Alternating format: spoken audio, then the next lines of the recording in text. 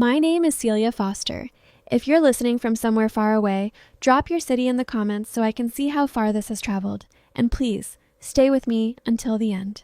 The morning it all changed began like every other Tuesday in October. I was sitting at my kitchen table in my small apartment in San Diego, grading a stack of sophomore essays on The Great Gatsby with a red pen in one hand and a mug of coffee going cold in the other. The sun was just coming up, pale and thin through the window above the sink, the kind of autumn light that never fully commits. It suggests warmth without delivering it. My apartment was small, but mine. One bedroom, a galley kitchen, a living room just large enough for a couch and a bookshelf that I'd filled twice over. No dishwasher.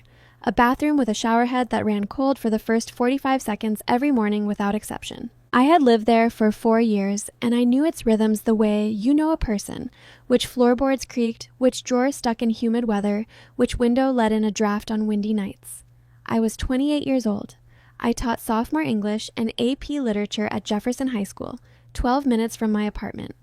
I made $52,000 a year, had $4,200 in my checking account, $11,000 in savings, and a student loan balance I tried not to think about before my first cup of coffee. I was not unhappy.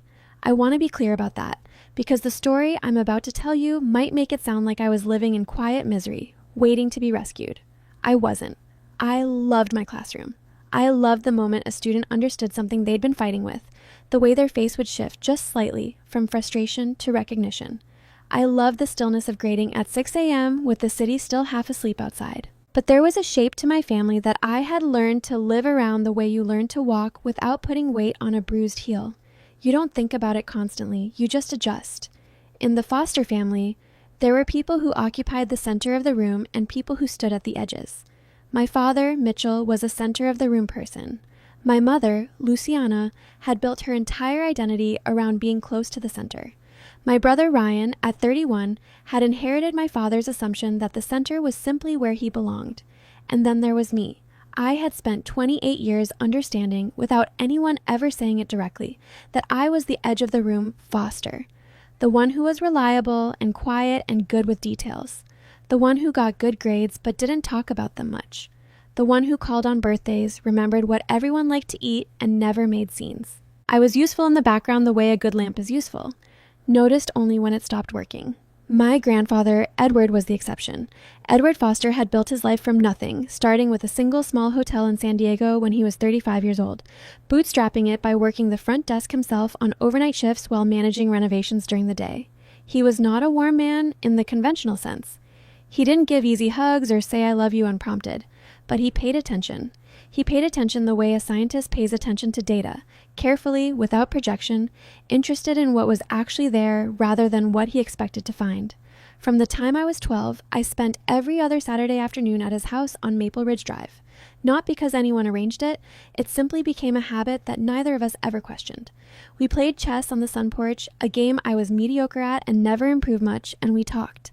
Not about school or grades or what I wanted to be when I grew up. He never asked me that. Instead, he asked me what I thought. You stayed at the Marriott last month for Aunt Patricia's wedding, he said once when I was about 16.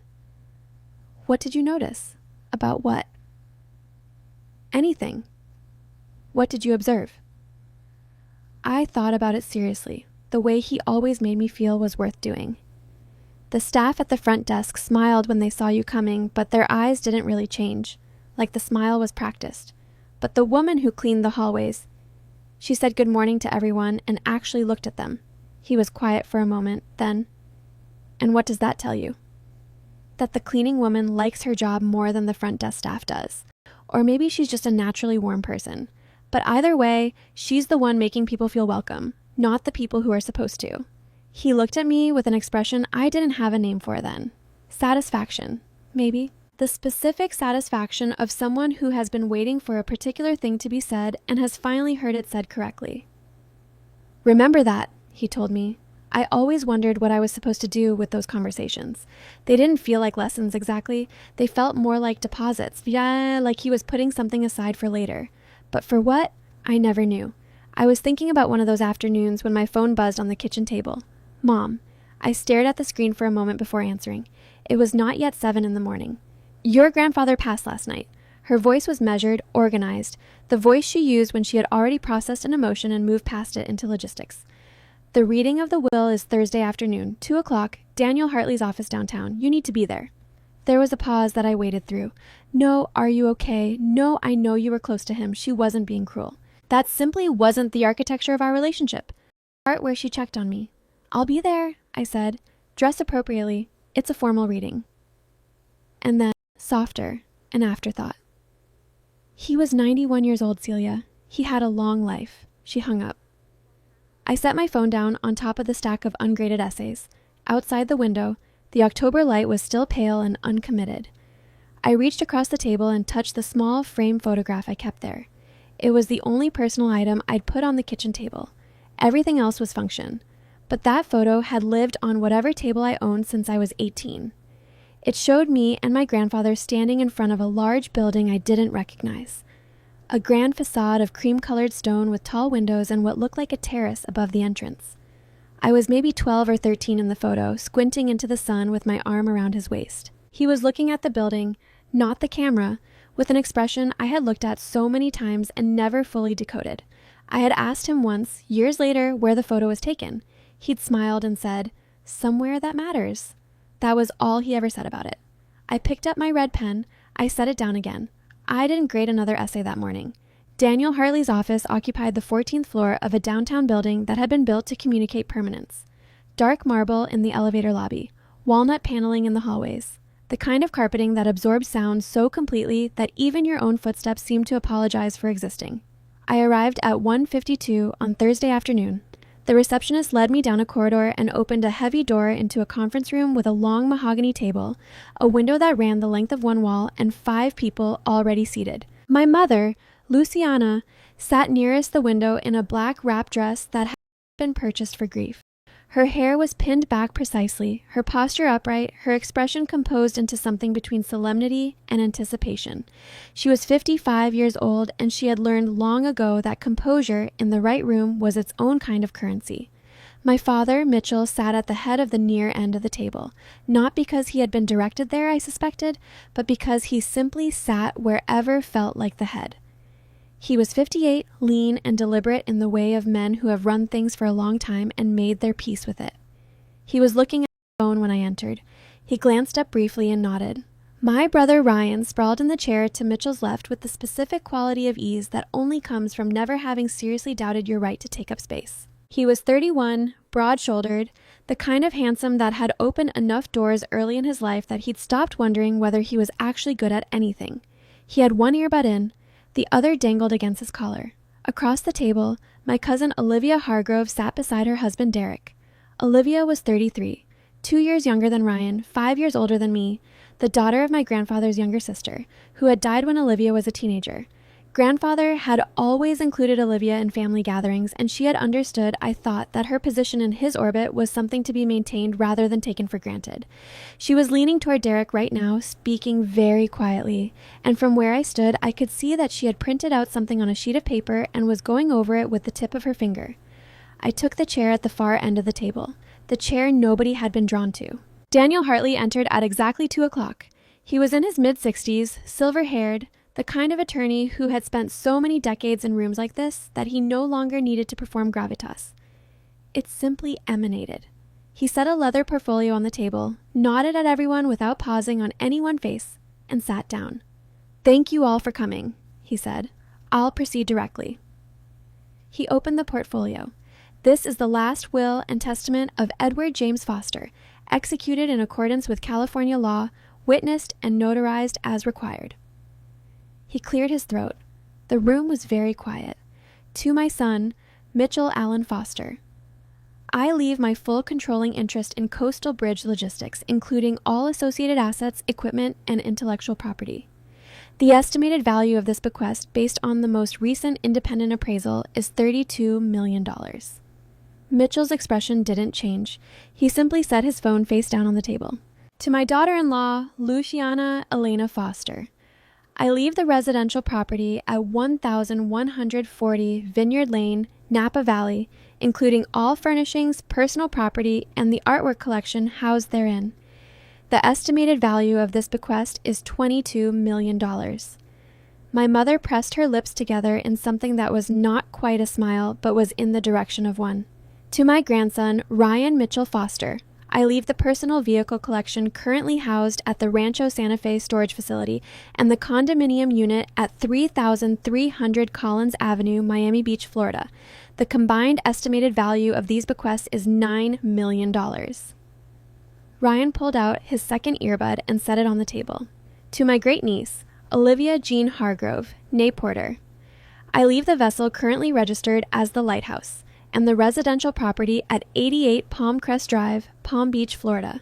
The combined estimated value of these bequests is $11 million. Olivia folded her once. I watched her hands. Daniel Hartley turned a page. He looked up, not at the room generally, but specifically at me at the end of the table. To my granddaughter, Celia Ann Foster, I leave the enclosed envelope. He reached into the portfolio and placed a white envelope on the table. It was standard size, sealed, with my name written on the front in my grandfather's handwriting. That was all. The room held a silence for what was probably 3 seconds, but felt considerably longer. Then Ryan made a sound, not a laugh exactly, more like the small exhale of someone whose prediction has just been confirmed. He leaned back and looked at the ceiling briefly, the way people do when they are trying not to say something. My mother turned to me. She placed her hand over mine on the table. The gesture was so textbook sympathetic that I felt absurdly like I was watching it happen to someone else. "I'm sure it's something sentimental, sweetheart," she said. "He probably wrote you a letter. You know how he was." "He was 91, my father said from the other end of the table, in the tone of a man offering context, not comfort. Olivia looked down at the envelope and back at me with an expression that was trying very hard to be kind and landing just slightly to the left of it. "A handwritten letter from him is actually very special, Celia. Some things are worth more than property." I looked at Olivia. I looked at the envelope. "I need some air," I said. I pushed my chair back. The legs dragged across the floor and the sound was too loud. I picked up the envelope, held it at my side, and walked toward the door. "She's always been sensitive," I heard my mother say behind me, quietly to someone. And then Ryan's voice, not especially lowered. "Hope it's at least a really good letter." I walked out. The elevator at Daniel Hartley's office had mirrored walls, floor to ceiling, 6 panels of polished steel that reflected everything back at you whether you wanted it or not. I stepped in and pressed the lobby button. The doors closed. I was alone with 8 versions of myself in an ill-fitting black blazer I'd bought 3 years ago for a job interview and hadn't worn since. The envelope was in my hand. I could feel something inside it. Not just paper. There was a slight rigidity, a faint thickness that didn't belong to a folded letter alone. I had noticed it in the conference room but hadn't let myself focus on it. I looked at my name and his handwriting on the front.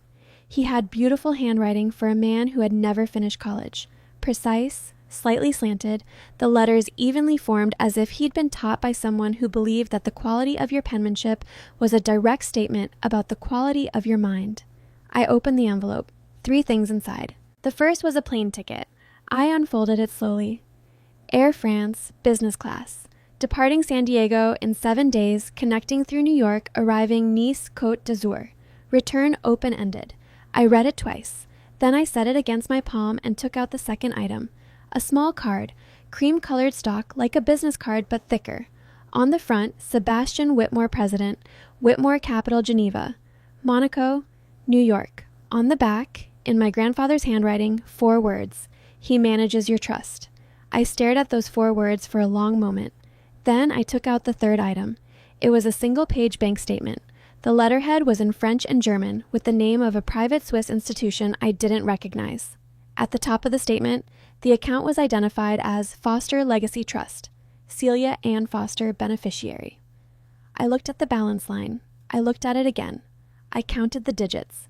$618 million. $618 million. The elevator arrived at the lobby. The doors opened. I stood inside the elevator and did not move. A man in a suit stepped toward the elevator from the lobby, saw me standing motionless in the center of it, and stepped back to wait. The doors closed again. The elevator went back up. I counted the zeros again. 6. 3 followed by 8 zeros after the 6, 18. I folded the statement very carefully and held it against my sternum as if pressure might help me understand it. The elevator went up to the 14th floor. The doors opened. No one was waiting. The doors closed. It went back down. In those 30 seconds between floors, I stood completely still, and the 8 reflections of me in the mirrored walls stood still too, all of us holding the same piece of paper, none of us quite sure who we were looking at. I drove home in a state that I can only describe as a sustained state of not yet. My hands were steady on the wheel. I stopped at red lights. I parked in my building's lot, walked up the stairs, unlocked my apartment door, and sat down on the floor of my hallway with my back against the wall because I didn't have the momentum to get any further. The 3 items from the envelope were spread across my lap: the ticket, the card, the statement. After a while, I don't know how long, 20 minutes perhaps, I got up, sat at the kitchen table, and called the number printed at the bottom of the bank statement. It took 3 transfers and 2 rounds of security questions to reach a person who could actually speak with me. The questions were specific and strange: the name of the elementary school I attended, my maternal grandmother's maiden name, the make and color of a car my grandfather had once driven. These were not things anyone could have guessed. They were things that could only have been gathered deliberately, over time, by someone who knew me. The voice on the other end, when I finally reached him, belonged to a man who introduced himself as a client services associate at the bank's private wealth division. His English was excellent, and his tone was the careful neutral of someone trained to deliver surprising information without inflection. "Yes, Miss Foster. The Foster Legacy Trust account is confirmed. You are the sole named beneficiary. The account has been active for 10 years. 10 years, I said. Since I was 18. Correct. The trust was established by the settlor, Mr. Edward James Foster, when you reached legal majority. At that time, assets were transferred in and placed under professional management. The trust instrument specified that the full extent of the trust and its assets would only be disclosed to the beneficiary upon her 28th birthday, or upon the settlor's death, whichever came first." "My grandfather died last Tuesday," I said. "Yes. Our condolences, Miss Foster." And I looked at the bank statement on the table. The $618 million, that's the liquid balance, the cash and liquid holdings. Correct. And the total value of the trust, including non-liquid assets, is different. A brief pause. Mr. Whitmore will be better positioned to walk you through the full portfolio. The liquid balance represents roughly 60% of the trust's current net value. For a complete picture, we strongly recommend the meeting in Monaco. I sat with that for a moment. "The $5,000 a month," I said, "the deposit I've been receiving since I was 18 from the Educational Foundation. That disbursement originates from the trust, yes, structured as a recurring educational and living support distribution, classified under the Trust Charitable Giving Authorization. It was fully reported to the IRS each year through the trust's tax filings. Your personal tax returns would have included it as a gift-type distribution. Your accountant would have handled the classification." I thought back. I had a small firm accountant I paid $200 a year to do my taxes. He always categorized that monthly deposit as a charitable distribution from a private family foundation. I had never questioned it because my grandfather had told me when I was 18 that he was putting aside a small educational fund for me. Nothing extravagant, just something to keep the lights on while you're figuring things out. And the $5,000 a month had always felt like exactly that. A little more than I expected, but not unimaginably so. I had lived simply, saved some of it, spent some of it, and never once examined where it actually came from. For 10 years, the assets that would one day belong to me had been paying for my groceries, my rent, and my classroom supplies. "Thank you," I said. "I'll arrange travel to Monaco." And after I hung up, I sat at my table for a long time without moving. The October dark had settled fully outside my window. The essays were still on the table, red pen capped beside them. On top of the stack, the half-graded essay I'd abandoned that morning still had its last comment mid-sentence. "Your analysis of the green light is strong, but consider." I thought about what my grandfather had done. Not the amount, not yet, the architecture of it. He had watched me. For years he had watched me in that particular attentive way of his, asking me what I thought, listening to my answers, filing them away. He had decided at some point that there was something in me worth protecting, not by handing it to me, but by leaving it alone long enough to grow into its own shape. He had known my family. He had known that if I walked into that room at 28, already certain of $1 billion, I would become, overnight, a different kind of target. I would never again know which conversations were genuine. I would never know who had liked me before I had something they wanted. And so he waited. He gave me 10 years of a real life, real constraints, real choices, real uncertainty, before he handed me anything. I understood sitting in my small apartment at 10:30 on a Thursday night that my grandfather's final gift to me was not the money. It was the decade without it. My parents had a standing Saturday morning breakfast, a habit from when Ryan and I were growing up that had persisted long past necessity. My mother made eggs and sliced fruit and set the table properly. My father read the Wall Street Journal on his tablet while eating. Ryan came when he felt like it, which lately was more often than not, since he'd been between jobs and living off the vintage car collection our grandfather had apparently already been planning to leave him. I came most Saturdays because it was habit and because some part of me was still trying, in the quiet, persistent way of middle children who never fully give up, to find the version of my family where I fit naturally. This Saturday, 6 days after the will reading, I came with the Air France ticket in my purse. "I'm thinking of taking that trip," I said, when the eggs were on the table and the first round of coffee poured, "to Monaco, the ticket grandfather left." My father looked up from his tablet. Monaco. He said it the way you say a foreign word you've heard but never spoken, carefully, like you're not sure of the pronunciation. "Celia, that's a 10-hour flight, 11 with the connection. The hotels there cost, the ticket is already paid for, business class." A small silence. "Business class," my mother repeated. She had a way of repeating phrases that made them sound both more absurd and more specifically directed at you. "To Monaco." "He planned it," I said. "Planned it. It wasn't random. He had the ticket in the envelope for a reason." Ryan was spreading jam on toast at the counter, not sitting, the way he always ate breakfast, as if committing to a chair would make it a more significant event than he wanted it to be. "Monaco's a 40-minute drive from Nice," he said, without turning around. "It's basically a casino on a cliff. Billionaires and European royalty. Why would Grandpa send you there?" "I don't know yet. That's why I'm going." "How long?" my father asked. "A week, maybe 2. I'll use personal days." My mother set down her fork. "Celia, your grandfather was a sentimental man in his later years. I don't want you to fly to Monaco expecting something meaningful and come home disappointed. Whatever he arranged, it was sweet of him, but you shouldn't read too much into it."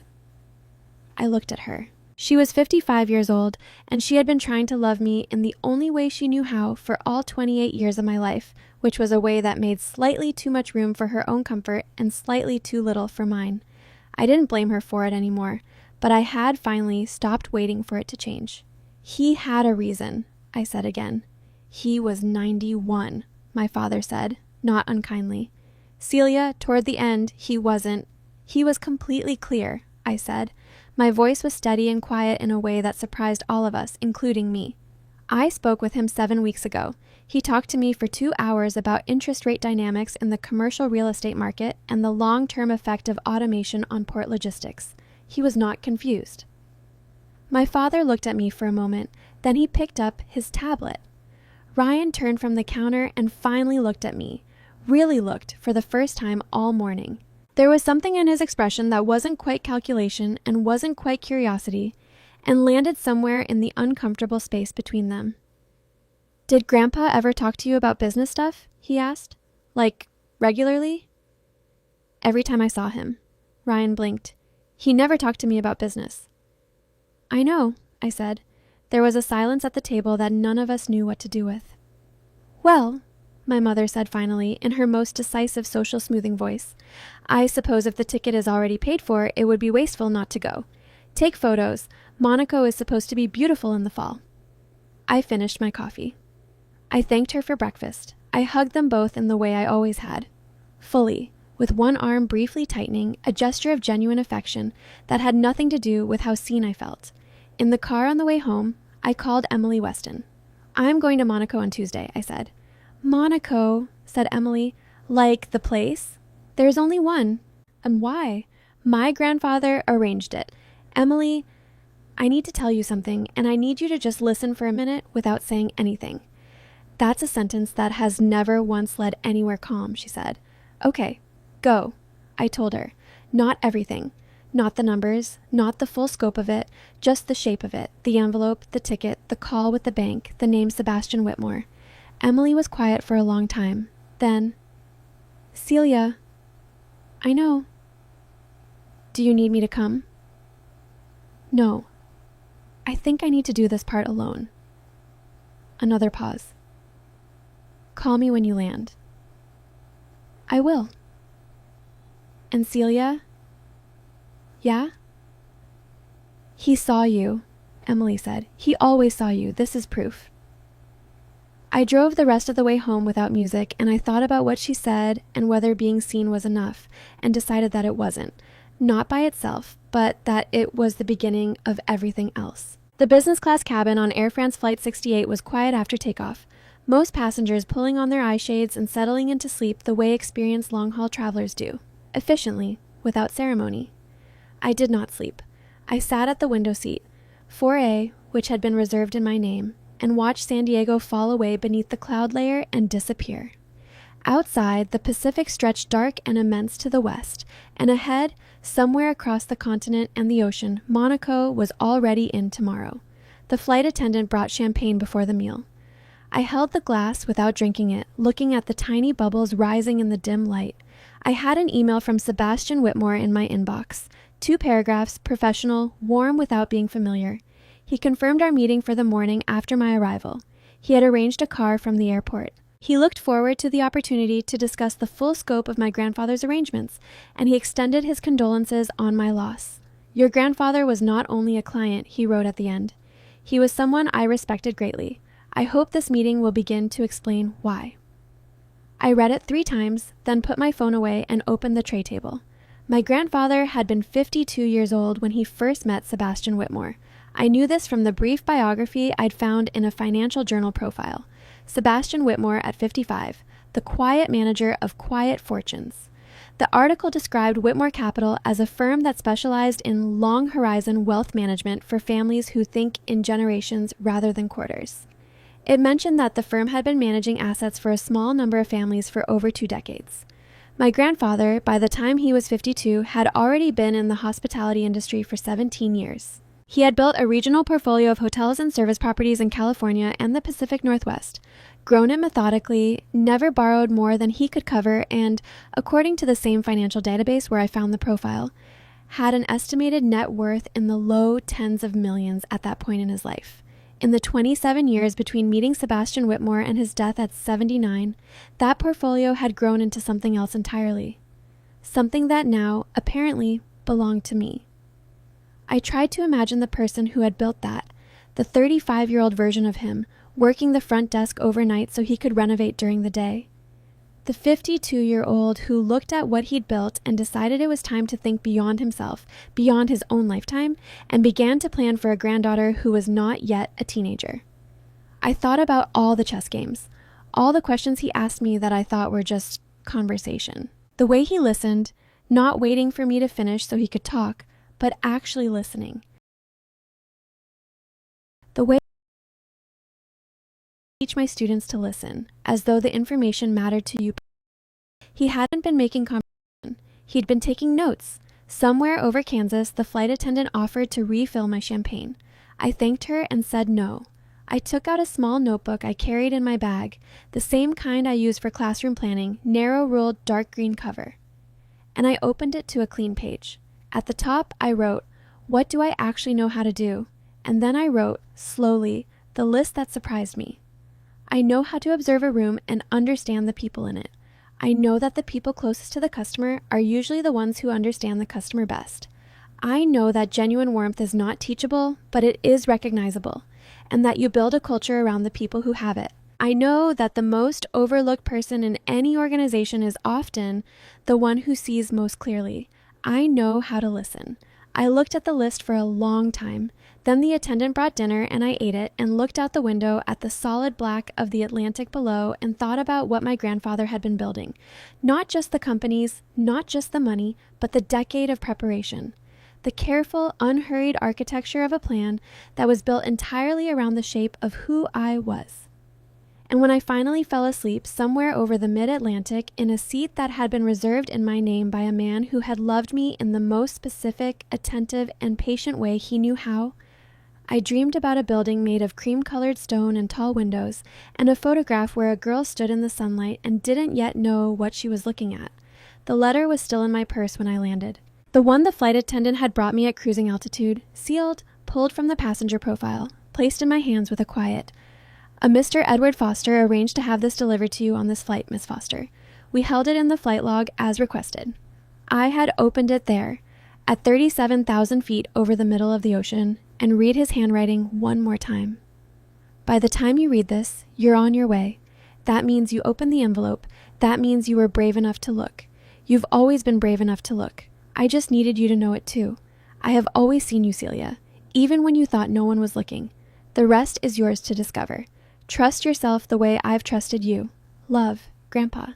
I had folded it back up with both hands, and the woman in the seat across the aisle had pretended very politely not to notice that I was crying. The car was a dark blue Mercedes, immaculate, waiting at the arrivals exit at Nice Côte d'Azur, with a driver in a charcoal suit who held a small card printed with my name. Not a hand-lettered sign, a printed card, like the kind you find in a hotel envelope with the morning newspaper.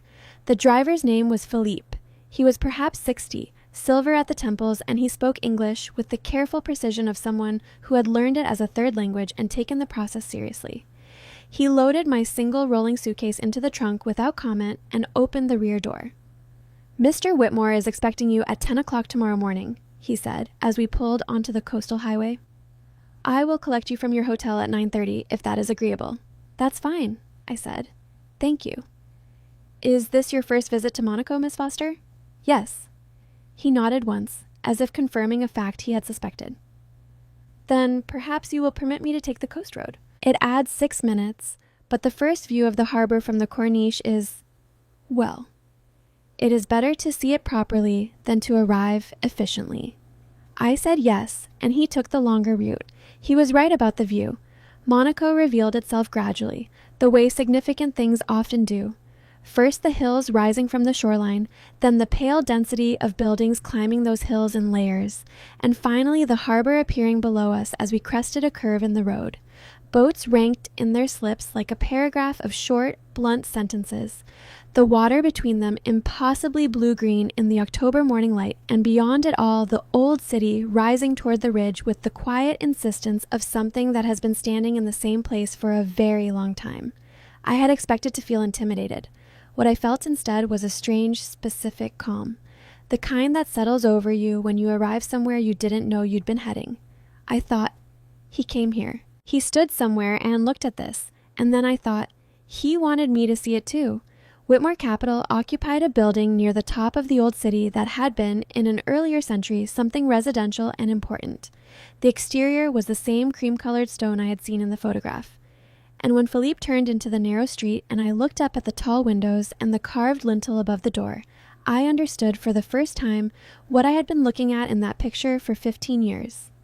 I had been standing in front of this building.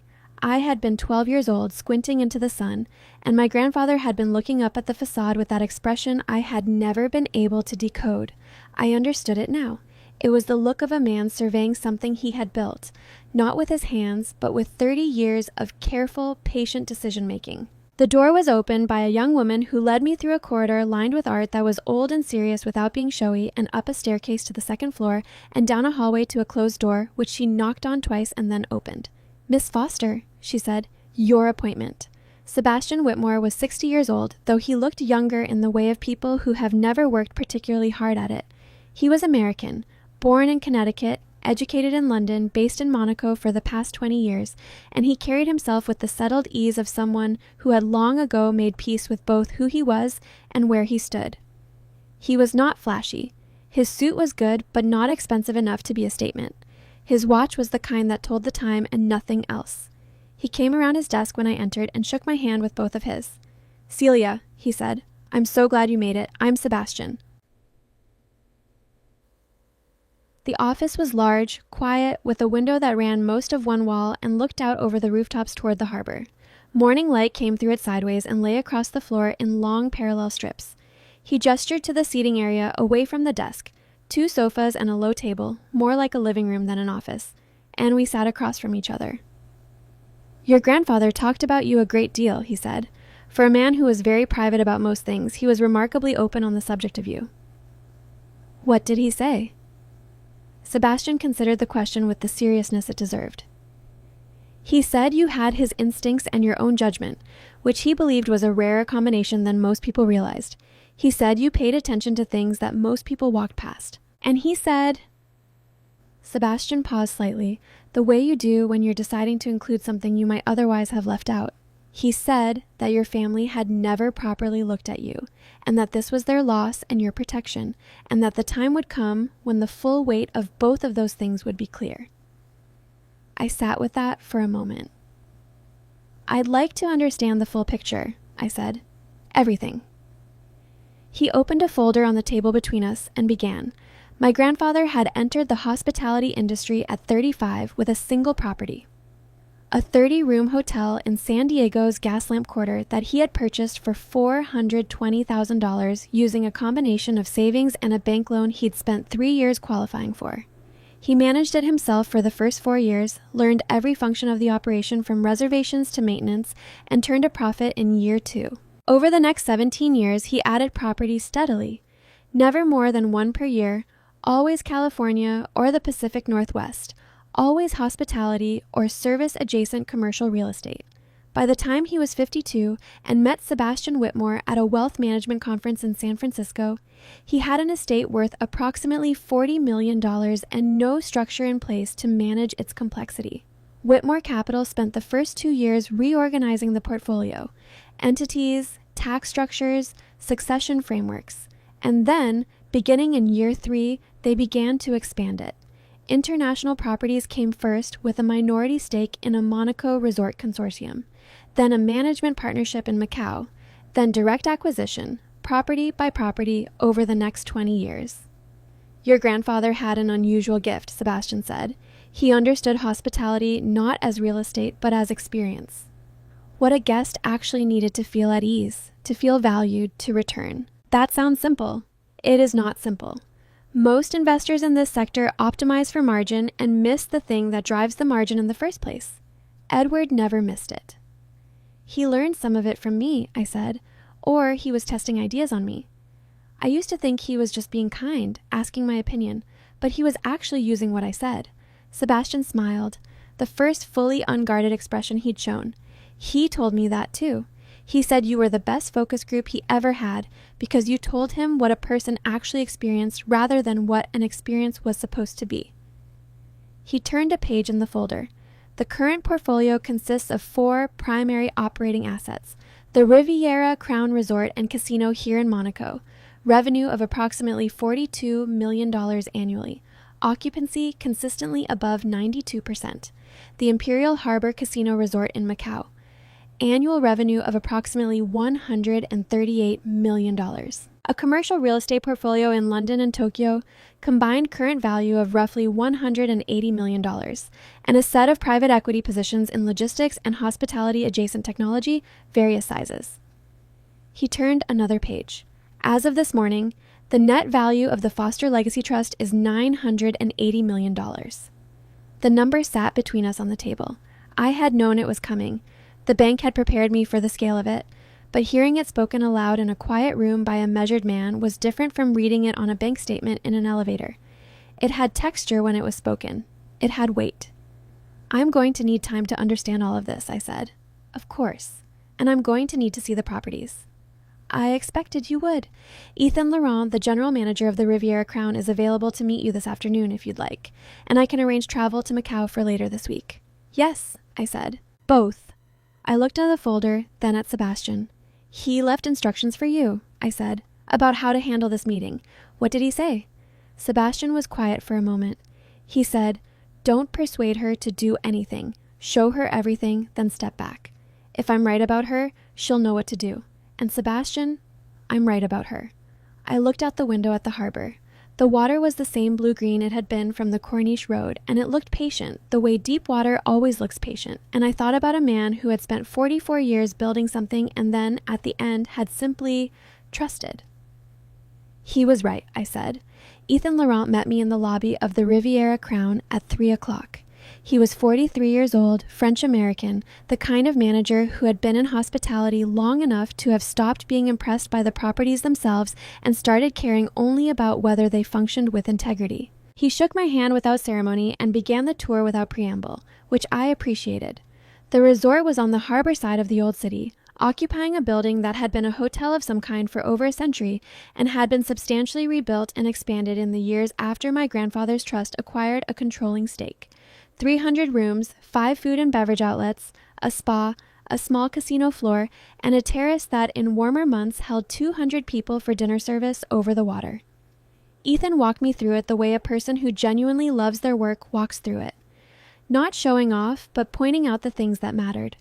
The way the corridors were lit to reduce visual compression on long floors, the system by which housekeeping staff were scheduled to minimize repeat assignments to the same rooms so that guests encountered different people and different small touches rather than the same routine repeated. The way the casino floor was designed so that the exit was never visible from the gaming tables, not to trap people, but to slow the pace of the experience for those who wanted to be slowed. Who designed the floor plan? I asked. Your grandfather consulted on it, actually. When we underwent the last major renovation 6 years ago, he spent 3 days here walking the space with the architects.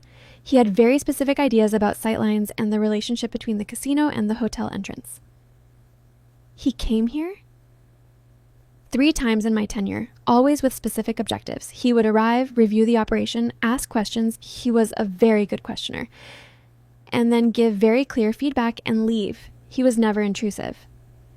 Ethan glanced at me. He also always asked about the staff before he asked about the numbers. Every time. The numbers were secondary. We were standing at the entrance to the main restaurant, its dinner service not yet begun, the table set in the low afternoon light with the particular stillness of a stage before the performance. He would call quarterly, Ethan continued. Video conference, always prepared, always on time. And every quarter, the first 10 minutes were the same. He would ask me to tell him about 3 staff members who were doing well and 1 who was struggling and what we were doing about it. The financial review came after. I thought about the woman at the Marriott, the cleaning woman who looked at people. He believed the culture produced the numbers, I said, not the other way around. Ethan looked at me for a moment with an expression that was not quite surprise, but was adjacent to it. Yes, he said, exactly that. Most owners arrive and go directly to the P&L. He went directly to the people. We stood in the quiet restaurant, and I thought about all the Saturday afternoons on the sun porch, all the questions he had asked me, all the things I had said that I assumed were just conversation. And I understood fully and finally that none of it had been incidental. He had been building a philosophy over decades of careful observation, and he had used those conversations with me partly to refine it and partly to make sure that whoever inherited what he'd built would already understand, in their bones, why it worked. From the restaurant terrace, the harbor was visible below, boats settling into the late afternoon, the light going golden and warm across the water. He was a good owner, Ethan said simply. I'm going to try to be one too, I said.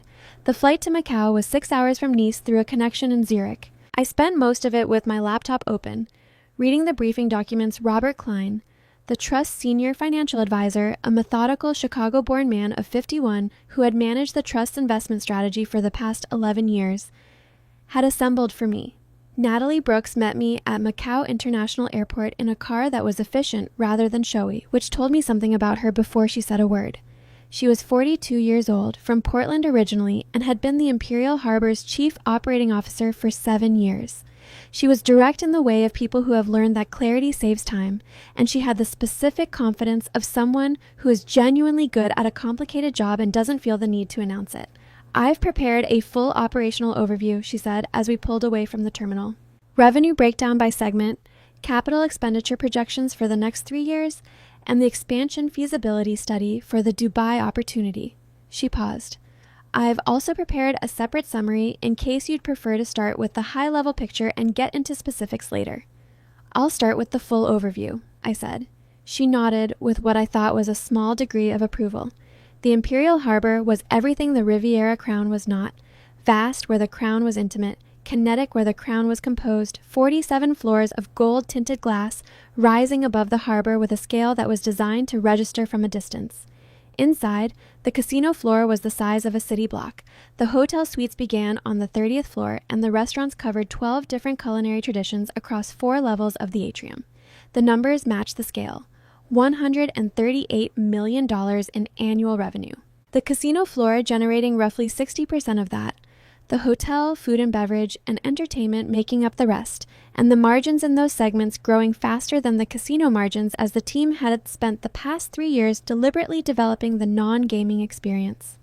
"Your grandfather's direction on this," Natalie said, as we sat in the executive suite reviewing the reports, "was consistent with what I understand he did everywhere. Build the experience around the guest, not around the revenue mechanism. The casino generates most of the money, but the reason people come back and the reason they tell other people to come is how they feel in the building as a whole." "And the Dubai feasibility study," I said. "What's your read on it?" She looked at me for a moment, the way people look when they're recalibrating. "Honestly, the market fundamentals are strong. The site we're looking at is positioned well. The challenge is timing and management depth. We'd be stretching the senior team to open a new property while optimizing this one. What would change that calculus? A longer lead time, 18 months of preparation minimum before groundbreaking, and a partnership structure with a local operator for the first 3 years rather than a wholly owned subsidiary." I wrote that down. "Keep the analysis going on that basis." She made a note. Then, without looking up, "You're not what I expected." "What did you expect?" "Honestly, someone who would need a lot of explanation about why this business works the way it does." My grandfather spent 16 years explaining it to me without either of us knowing that was what he was doing, I said. The moment that changed the direction of the trip came near the end of the second day, in an afternoon session with Natalie and Robert Klein on a video call from Chicago. Robert was walking me through the trust's investment parameters, the criteria Edward had established for acquisitions, the risk thresholds, the preference for operating assets over pure financial instruments. When he mentioned, almost as a bridge to the next topic, "There are a few domestic targets we've been monitoring at the trust's direction. Logistics companies on the West Coast primarily. One in particular fits the acquisition profile very closely. Strong operational foundation, revenue solid, but leveraged heavily from a recent fleet expansion. A capital injection would solve the problem entirely." I looked at him through the screen. "Send me the full brief." "Of course. Did you have a specific sector in mind, or..." "I'd like to see everything you have on logistics operators in the San Diego area. Companies with revenue between 20 and 40 million, acquired debt in the past 3 years. Robert began to type something on his end. Natalie, beside me at the conference table, was quiet in a way that was paying attention. "One more thing," I said. "When you pull those profiles, I want to know about employee headcount and tenure. How many people? How long they've been there." Robert looked up. "That's not typically part of the acquisition screening." "It is now." That evening, alone in the suite, I sat with the preliminary brief Robert had sent within the hour.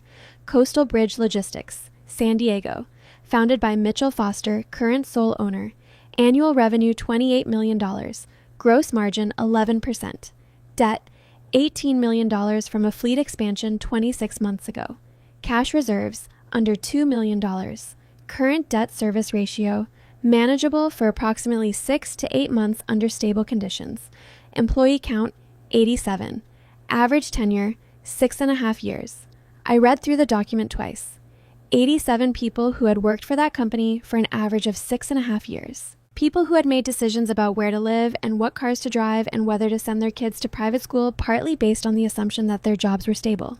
I called Sebastian. "I want to pursue the Coastal Bridge acquisition," I said. "I want the offer structured through a subsidiary entity, nothing traceable to the trust or to me. I want the terms to be genuinely good, not just sufficient. Full debt assumption, above market price, 4-year employment guarantee for all current staff." Sebastian was quiet for a moment. "The seller is your father." "I know. And he won't know the buyer is you." "Not immediately." I paused. "Sebastian, I'm not doing this to hurt him. The company is in trouble. The employees are at risk. If someone doesn't come in with capital in the next 6 months, he's going to face some very bad options. I can be the good option. And the fact that you'll own your father's company is a secondary consequence. One I've thought about." I looked out the window at the Macau harbor, dark now, the lights of the other towers reflecting in the water. I want you to name the acquisition entity Crestline Maritime Holdings. Register it in Delaware. Clean structure, legitimate in every respect, and I want the offer ready to present within 4 weeks. 4 weeks is aggressive for proper due diligence. Robert has already done the preliminary screening. I'll authorize the full due diligence team immediately. 4 weeks. Another pause. All right, Sebastian said. 4 weeks. I flew home on a Thursday, landed in San Diego on a Friday morning, and was standing in front of my sophomore English class by Monday. Nothing about my daily life had changed visibly. Same apartment, same commute, same thermos of coffee, same stack of essays, same slightly unreliable showerhead. The students had noticed I'd been absent for a week and asked where I went. I told them I'd had a family matter and a trip abroad, which was both accurate and entirely insufficient, and they accepted it the way students accept most things teachers say about their personal lives, with mild curiosity and rapid disinterest. But evenings were different now. Every evening after dinner, I sat at my kitchen table with my laptop and the documents Robert Klein sent in the secure portal the trust used for client communications. I was learning. Formally, seriously, the way I had once learned to read literary criticism and could now teach it to someone else. Robert had recommended a reading list, which I worked through systematically. Valuation methodologies, acquisition structures, the mechanics of debt assumption in an M&A transaction. Sebastian held a video call with me 3 times a week, usually an hour, working through specific questions I had flagged in the documents. He was a patient teacher. He corrected me without condescension and pushed back when my conclusions were imprecise. "You said the debt assumption makes the deal generous," he said during one of those calls about 2 weeks in. "What specifically makes it generous? Walk me through the seller's perspective." Because the $18 million in debt disappears from the seller's balance sheet as part of the transaction, instead of being deducted from the purchase price. So he receives $38 million in cash and walks away with no liability, rather than receiving $20 million after the debt is netted out. And from the buyer's perspective, what do you give up? You take on the liability. The $18 million becomes your problem, but the business generates enough cash flow to service it comfortably within the new ownership structure, because the trust can absorb the short-term pressure while the business stabilizes. An independent buyer without that capital backing couldn't offer these terms. Correct. And what does that tell you about who the ideal buyer for this company actually is? I thought about that. Someone who can afford to take a long view. Someone for whom the short-term debt service is manageable and the long-term operating value of the business is the actual return. Which is exactly what the trust is. I wrote that down. Robert, separately, was managing the due diligence. The team he'd assembled had worked through the Coastal Bridge financials in 10 days and confirmed the picture I'd already understood. The business itself was well run, the routes were profitable, the customer relationships were strong. The fleet expansion had been strategically sound but financially premature. The company needed capital, not rescue. At the end of week 3, Robert filed the final due diligence report. The offer document was ready to send. I approved it on a Sunday evening, sitting at my kitchen table with a student's essay on Fitzgerald open on one side of the laptop and an M&A term sheet on the other. I submitted the approvals, refreshed the email, closed the laptop. In those weeks, I saw my family twice for dinner. The first time, a Sunday at my parents' house, 3 weeks after Monaco. Mitchell talked about the business, the new contracts in the pipeline, the 2 additional vessels they'd put into service that fall, the expansion of the Seattle route. He spoke with the fluent authority of a man who had built something real and knew its mechanics completely. I listened. At one point, I asked what the current debt service coverage ratio looked like on the new fleet financing. He set down his fork. Where did that question come from? Grandpa used to talk about it, I said. He said it was the number that told you how much room you had to breathe. Mitchell looked at me for a long moment. Then, "It's tighter than I'd like, but manageable." He didn't say the number. I already knew it. It was 1.08 with a covenant threshold of 1.10, a margin of 2 basis points from technical default on one of the facility agreements. "Is there anything I can help with?" I asked. "On the administrative side, documentation, anything like that." "I've got it handled," he said. My mother changed the subject. Ryan started a story about a car he'd seen at an auction. The conversation moved on. I ate my dinner and watched my father and thought about 87 people and did not say anything else about coverage ratios. The offer arrived at Coastal Bridge Logistics' registered office on a Tuesday morning in early November. Crestline Maritime Holdings, incorporated in Delaware, extending a formal acquisition offer for 100% of the outstanding equity and associated operating assets. I was writing vocabulary exercises for my third period class when Robert texted, "Offer delivered. Confirmed received by legal contact at 9:47 a.m." My father called at 4:15 that afternoon. "Celia." His voice had the specific quality of a man who has received surprising news and is still calibrating how to process it. "Something unusual happened today." "What's that?"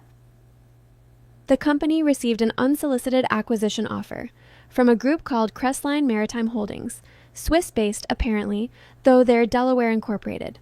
Our counsel says they're legitimate, specializes in maritime and logistics acquisitions on the West Coast. "That's unexpected," I said. "It is. The offer is... it's very strong. Above book value. Full debt assumption." A pause.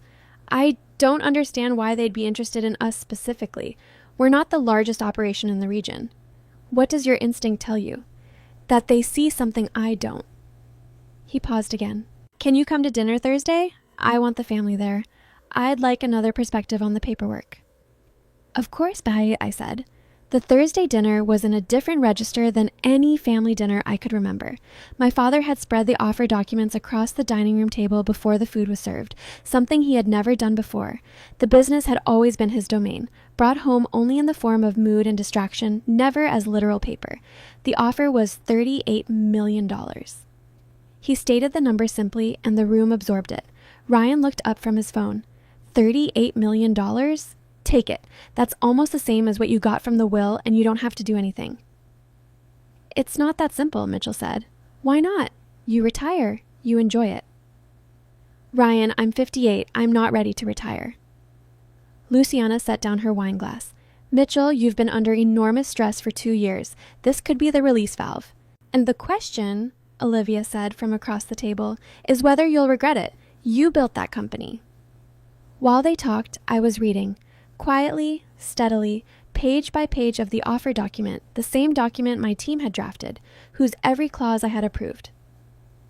"Celia."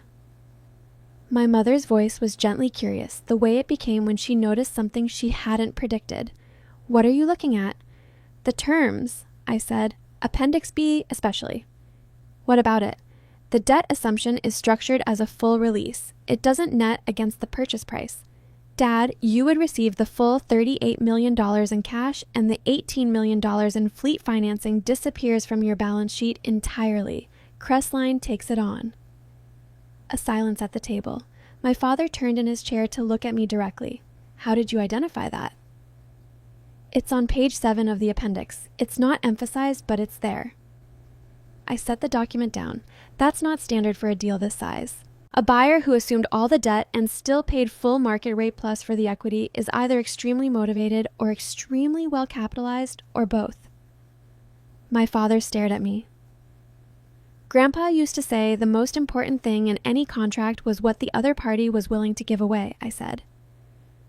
"What they're giving away here is the debt assumption. That tells you something about how much they want this." The table was very quiet. "Those are very precise observations," my mother said carefully, "for someone who teaches English." "Grandpa was a good teacher," I said. Mitchell looked at the document. Then he looked at me again with an expression I hadn't seen on his face before. Not parental, not evaluating, something closer to equal. "Will you look through the rest of it?" he said. "Tell me what you think." "Yes," I said. "I will."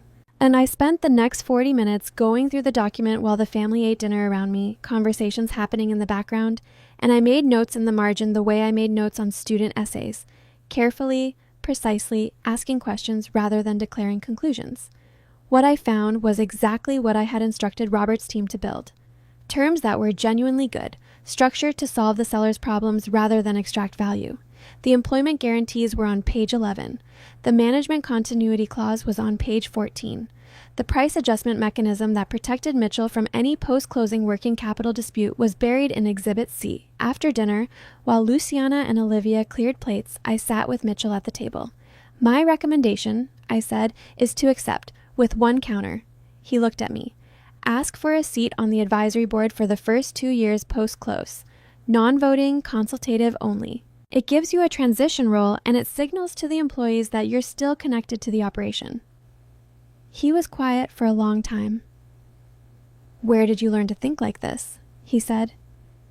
I thought about the sun porch, the chess games, the questions that I'd always assumed were just conversation.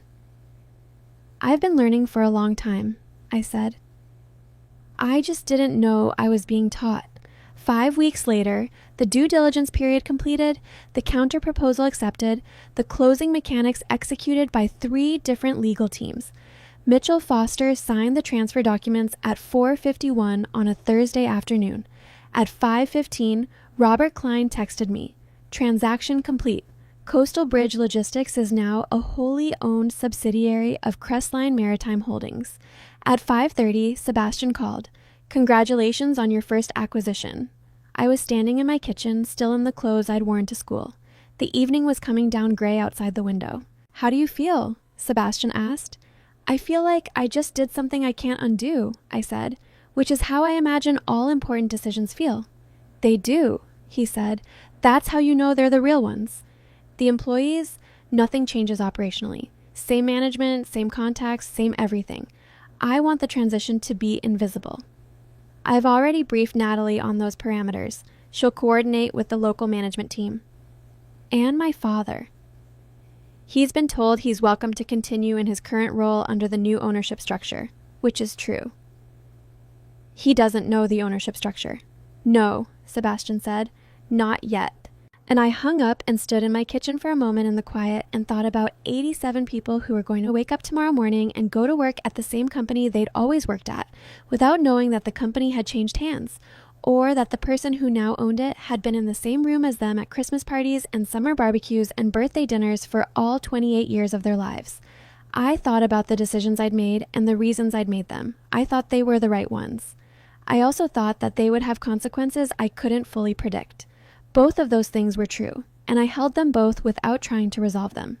Diana Caldwell had sold more than 300 properties in San Diego over a career of 22 years, and she had developed, over those 2 decades, a precise taxonomy of buyers. She could identify within the first 10 minutes which category a client fell into: aspirational, practical, status-driven, transitional, and calibrate her approach accordingly. I confused her within the first 5. We met at her office on a Tuesday morning in mid-November. She was 50 years old, composed and professional, the kind of agent who dressed as well as her listings because she understood that the presentation was part of the service. I had emailed ahead with a budget range and a simple brief: primary residence, San Diego, something significant. She showed me 4 properties that morning. I asked good questions at each: structural, zoning, sightlines, carrying costs. She answered well. By the 4th property, I could see that she had stopped trying to categorize me and was simply paying attention. The 5th property was Silver Ridge Estate.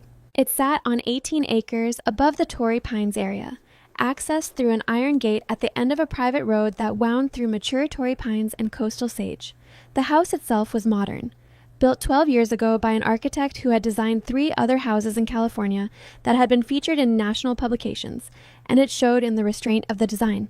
No showboating, just proportion, materiality, and light handled very well. From the main terrace, San Diego lay below in its full topographic range: the canyons, the coast, the bay, the downtown skyline 10 miles south. To the east, the mountains. To the west, the Pacific, flat and enormous. And in the middle ground, identifiable if you knew where to look, the grid of a residential neighborhood I had driven through several hundred times. The asking price was $21.5 million. I stood on the terrace for approximately 45 seconds. "I'd like to make an offer," I said. Diana turned from the view. "Would you like to see the lower level before full asking price, cash, close in 3 weeks?" She looked at me the way the Swiss banker had looked at me, which is to say, with the careful neutrality of a professional whose inner experience was not matching their outer expression. "Miss Foster," she said, "this is a $21.5 million property." "I know, I can read the listing." She was quiet for a moment. Then, "May I ask, what industry are you in?" "Asset management," I said. "Real estate, hospitality, logistics." She nodded slowly, the taxonomy fully abandoned. "I'll draw up the offer this afternoon." "One thing," I said before we turned back toward the house. "I'd like the closing to be quiet.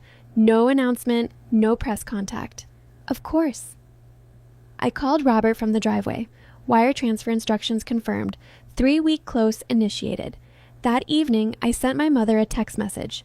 "Moving next week. New place. Can you and Dad come see it? I'll send the address." She replied immediately. "Of course. Can't wait to see your new place." I sent her the Silver Ridge address and put my phone in my pocket. Then I stood in my small apartment, the one with the unreliable showerhead and the sticking drawer and the 4 years of accumulated daily life in every corner. And I looked at it for a long time. I was going to miss it, I realized. Not because it was the last thing I had before everything changed, but because it was where I had been myself, fully, without any of this. The trust, the meetings in Monaco, the documents and decisions and wire transfers. It was where I had been just a teacher who graded papers at 6 in the morning and made cold coffee and was good at her job and not much else, according to most of the people who had known her. I had been wrong about that, as it turned out, and so had they. I packed the photograph last, wrapped it carefully in a sweater, and set it at the top of the box. "Somewhere that matters," he had said. I understood that now. Moving day was a Friday in late November, cold and bright the way San Diego gets in late autumn. The sky a hard, particular blue, the air carrying just enough edge to make you feel awake without being unpleasant. The relocation company arrived at 8. There were 6 of them, professional and efficient, and by 9:30 the truck was loaded with the furniture I had ordered over the previous 3 weeks, pieces chosen not for display but for use, the kind of furniture that invites people to stay rather than asking them to admire. A few things came from the old apartment. My bookshelves, my kitchen table, the small framed photograph that had lived on every surface I'd ever owned. I placed that one personally in the office before the movers finished with anything else. At 10, I sent my mother the text I had composed the night before. "We're all set. Come whenever you're ready. The gate code is 4412. She replied, "On our way. So excited to see your new place." I stood on the front terrace with a cup of coffee and waited. I heard the car before I saw it. My parents' sedan came through the iron gate at the end of the private road and moved slowly up the approach, winding through the Torrey pines that lined both sides. The driver's side window was down slightly, which meant my mother was looking out of it, which meant she had already seen enough to be confused. The car stopped in the circular driveway behind the moving truck and sat there for a moment with the engine running. Then it turned off. They got out the way people get out of cars when their legs aren't entirely sure of the ground, carefully, with a hand on the doorframe. My mother stood on the near side and looked at the house the way you look at something your brain is refusing to fully process. My father stood on the far side of the car with both hands resting on the roof and his eyes moving slowly across the facade, the terrace, the windows, the scale of it. I set my coffee down on the terrace railing. "Hi, Mom. Hi, Dad." I walked down the front steps. "Come inside." My mother looked at me, then at the house, then at me again. The expression on her face was not one I had seen before. It was the expression of a woman whose internal model of a situation has just failed completely and who has not yet had time to build a new one. "Celia," she said. Just that. "Come on," I said. "I'll show you around." The house did what it was designed to do, which was to make space feel like something you inhabited rather than something you stood inside. The entrance hall had a ceiling that climbed to 18 feet and a wall of glass on the far side that framed the coastal scrub of the hillside and, beyond it, sky. Light moved through the whole structure in a way that changed as you walked, pooling in the lower rooms, flooding the upper floors, present everywhere without effort. I walked them through it the way Ethan Laurent had walked me through the Riviera Crown, not to impress, but to understand. The kitchen, with the island where 4 people could work at once. The library, its floor-to-ceiling shelves already half filled with the books I'd been pulling from boxes since early morning. The study, the guest rooms, the terraces on 2 levels. Neither of my parents said much. They were processing. I could see it, the way their eyes moved over surfaces and spaces and then came back to me as if trying to reconcile the 2 things into a coherent picture. Finally, on the upper terrace, with the city laid out below us and the Pacific a flat silver line at the western edge of the view, my father turned to me. "Celia." His voice had the quality of a man choosing his words with unusual care. You need to explain this to me. I know, I said. This is Silver Ridge Estate. This sold 3 weeks ago. I saw it in the property records. I look at high-end commercial comps sometimes, and this came up. $21.5 million. 21.5, I said. Full asking. Cash close. A silence that had real weight. Where did the money come from? My mother said. Her voice was not loud. She was holding herself very still. I looked at them both. My father with his hands in his coat pockets, my mother with her arms crossed against the cold, both of them standing on a terrace that overlooked a city they had lived in for 30 years and suddenly looking as though they had never seen it before. Do you remember the envelope? I said. My father's expression shifted. There's no way an envelope. Not the envelope itself, what it pointed to. I turned to face them fully. Grandpa created a trust for me when I turned 18. He named me as the sole beneficiary and structured it so that the full extent of it would only be disclosed to me when I turned 28. He didn't tell anyone, not his attorneys beyond Daniel Hartley and Sebastian Whitmore, not any of you. A trust, my mother repeated. He spent 27 years building an international portfolio, hospitality properties, commercial real estate, private equity positions. He put it all into the trust. The net value as of last month is approximately $980 million. The silence this time was the kind that has a physical quality, like the silence just after a very loud sound, when the air is still rearranging itself. My mother sat down on the terrace bench behind her, not deliberately, her legs simply required it. My father did not sit. He stood with his hands in his coat pockets and looked out at the city for a long time. He never said a word, Mitchell said finally. In 30 years, he never once mentioned, he told Sebastian Whitmore that if you knew, it would change the way you treated me. And he wanted me to be seen for who I was before I had anything that made it easy to see me. My father was quiet. Did it work? My mother asked softly. She was not asking about the money. I looked at her. I know who I am, I said. Yes, it worked. We were inside by then, in the living room, the three of us with the awkward stillness of people in a conversation that doesn't have a familiar shape. My father was sitting now in one of the chairs by the window, his elbows on his knees. My mother held a glass of water I had brought her without being asked. I need to tell you something else, I said. Mitchell looked up. I took out my phone, opened the email from Robert, and turned the screen toward my father. He read it. His eyes moved from left to right, then went back to the top and read it again. Then he set the phone down on the coffee table between us and looked at me with an expression I had not seen on his face in all the years I had been his daughter. Crestline Maritime Holdings, he said. That's you. That's one of the trust's subsidiary entities. Yes. You bought my company. I bought a profitable company with a debt problem from a willing seller at above market terms with full debt assumption. That's the transaction. I paused. The seller happens to be my father. Celia. The 87 people who work there will show up Monday morning and nothing will have changed. Same managers, same routes, same everything. The debt is gone. The cash flow pressure is gone. The company can grow now without fighting its own balance sheet. Mitchell's jaw tightened. You should have told me. Would you have sold to me if you'd known? He opened his mouth, closed it. No, I said. You wouldn't have. You would have felt like I was taking something from you. And I would have had to explain how I knew about the coverage ratio and the fleet financing and the 6-month runway. And we would have had a different conversation, one where you were managing your pride instead of making a business decision. This way you made a good decision, for the company and for the people in it. You managed me, he said. Not with anger, with something more complicated than anger. Grandpa always said the best moves aren't the ones the other player doesn't see coming. They're the ones where, afterward, the other player looks at the board and can't argue with the result. I met his eyes. Can you argue with the result? A long silence. The employees are protected, he said. 4-year guarantee. The debt is cleared. Entirely. And the company can still grow. Better positioned for it now than before. He looked out the window. The city below was moving through its Friday afternoon in complete indifference to the conversation happening above it. No, he said finally. I can't argue with the result. My mother reached across the coffee table and put her hand over mine. This time the gesture did not feel like performance. It felt like a woman in her mid-50s sitting in her daughter's living room and understanding, perhaps for the first time, the full shape of what she had missed.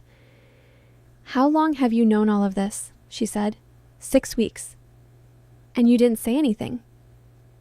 I needed to understand it first, and I needed to make some decisions before I stopped. Then I needed to know I could do it on my own before I brought it into this family, because once I brought it in, it would stop being about what I could do and start being about what you all thought I should do. And I wasn't ready for that conversation until I had already shown myself and you what the answers actually were. My mother was quiet for a moment. "That's very like your grandfather," she said. "I know."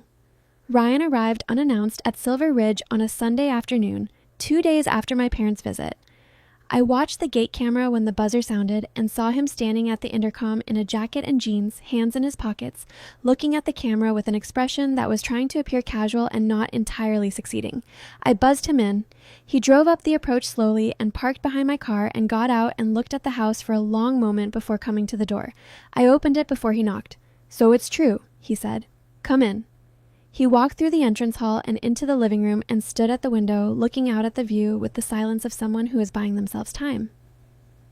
"Dad told me everything," he said. "I expected he would." "The trust, the company." He turned from the window. "You bought Dad's company." "I did." He looked at me, really looked, the way he very rarely had, with the evaluating directness of someone taking stock rather than skimming. "Why didn't you say anything? At dinner, when Dad was talking about the offer, you sat there and asked questions about the appendix and you already knew exactly what was in it because you wrote it. I wrote the parameters. My legal team wrote the document." "That's not the point, Celia." "No," I agreed. "The point is that I had good reasons for handling it the way I did, and the point is also that I'm not apologizing for it." I sat down on the couch. After a moment, he sat across from me. "The company is in better shape than it was 3 weeks ago. The employees are protected. Dad has $38 million and no debt and an advisory board seat if he wants it. Those are the facts." Ryan was quiet. He was looking at his hands. "Can I ask you something?" he said. "Yes." He looked up. "Are you happy? I mean, actually." Not the PR version. The question surprised me, not because it was unwelcome, but because it was the last question I had expected from him. I thought about it seriously. "I'm the most like myself I've ever been," I said. "Whether that's the same thing as happy, I'm still figuring out. But I don't think I've ever been more certain of anything than I am of the decisions I've made in the past 6 weeks." Ryan nodded slowly. He looked back at his hands. "I've been thinking about something," he said, "since Dad told me, about the way things have always been in this family." A pause. "I've never had to work for anything. Not really. Everything I've had has come from Dad or from Grandpa or from just being a foster and having that open doors. And I used to think that was normal. Or if not normal, then at least fine." He stopped. "Watching what you've done in 6 weeks, knowing that you built the understanding to do it over years, quietly, without anyone paying attention. I don't know how to explain what that felt like to realize. How did it feel? Like I've been playing a game I thought I was good at and finding out I never actually understood the rules." I looked at my brother, 31 years old, sitting in my living room, saying something true for the first time in a conversation with me that I could remember. "The rules aren't that complicated," I said. "You pay attention. You do the work. You don't assume the door will open because it opened before." "Is it too late to start?" I studied him. Not the version of Ryan I had carried in my head for 28 years. The one who leaned back in chairs and barely listened and made jokes at the wrong times. The one in front of me who had driven here on a Sunday and asked a question he didn't have to ask. "No," I said, "it's not too late." He exhaled slowly, like someone setting something down that they'd been carrying for a while without realizing it. "I don't want anything from you," he said. "I want you to know that. I'm not here because of the money." "I know," I said. "If you were here because of the money, you would have come Thursday. You would have come with a lawyer." Something in his expression shifted, the small specific shift of someone who has been seen accurately. "What would you do?" he said. "If you were me..." "I'd find something I could build," I said. "Something where the result was mine, all the way through.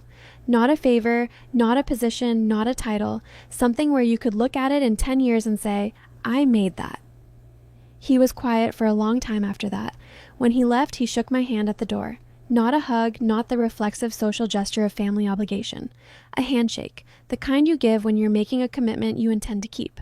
Olivia came 3 days later, and the conversation was shorter and, in its own way, more direct.